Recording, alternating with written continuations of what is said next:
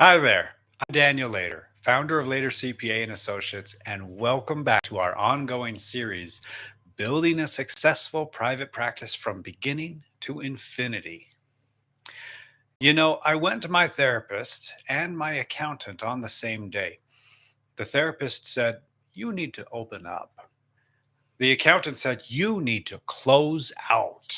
So now I'm just walking around half open like a garage door in a bad neighborhood. Okay, so this week our topic is going to be optimizing taxes with quarterly reviews. Now, if you are only thinking about taxes in April, you're missing 75% of the year's opportunities. So, the goal, proactive quarterly surprise, maximize your deductions. So, let's go ahead and dive into it. So, first off, why quarterly reviews matter. Taxes are not just an annual event. They are an ongoing process. You want to avoid April 15th shock by tracking your income, expenses, and deductions in real time. And you want to identify mid year adjustments to reduce your tax liability before it's too late. That is why we have our quarterly reviews. Now, what do you want to include when you're doing your quarterly tax review? First off, review your income. You're comparing it to last year's revenues against your projections. Make sure you're on track with the revenues you're expecting. Expense tracking. You're making sure all of your deductible expenses are being categorized and recorded properly. Sometimes, despite all best efforts, things just don't go in the right spot at the right time. Quarterly reviews will catch those things and correct them before it's a year later. Also, we want to check our estimated taxes. We want to see if any current payments might be due and how we can align those with our actual incoming income. We don't want a cash flow crunch because we have to send a big quarterly check at a time when we don't have much revenue coming in. Quarterly reviews help to alleviate that. Also, tax laws change. A quarterly review with your tax professional is going to identify those tax law changes and adjust for them when necessary, or at the very least, just know what happened. Also, quarterly reviews, that's a great opportunity to review your retirement contributions. If you need to increase your 401k withholdings or start saving up and planning for an SEP IRA contribution, whatever, it's easier to do that with more foreknowledge, more planning than it is to do that on the last day possible. So keep that in mind. Quarterly reviews, retirement planning. Now, what are the benefits of doing your quarterly reviews? First off, you will have a smoother cash flow and a more predictable estimated tax payments. We like smooth, don't we? Also, it's an early detection for any overpayments or underpayments so that we can avoid any big problems when April 15th does come around.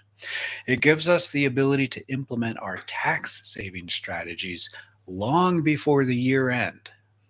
Some of our tax strategies, they have to be put in place even before the end of the year. A few of them that I think of off the top of my head have October deadlines of the year they apply to. So keep that in mind. This is a review of your tax strategies. Make sure they're doing things timely and the way you expect them to. Also, this gives you a lot of peace of mind. No more scrambling around when tax time comes.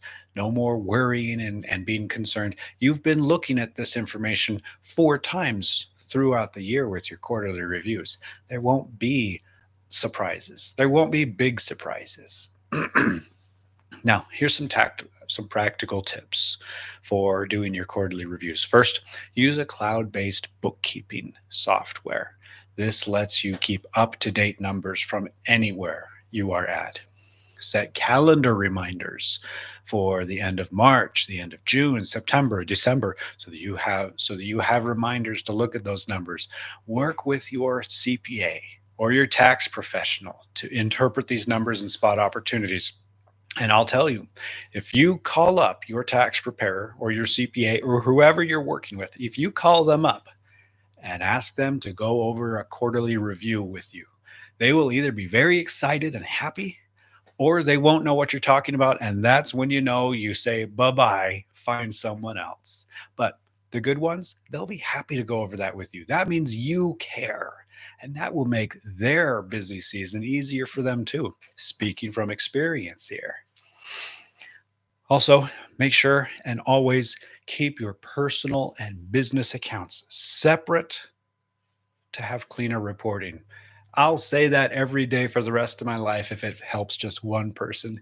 Keep your personal and separate business bank accounts um, separate. Don't mix them. So, a couple thoughts to close out. First, quarterly reviews aren't just about your taxes, they're about keeping your business financially healthy all year long. Now, if you reviewed your taxes today, what's one adjustment you could make before the end of the year to save money? I want you to think about that one. And next time a quarter ends or starts or whenever you want to do it, think about that. What is one adjustment you could make?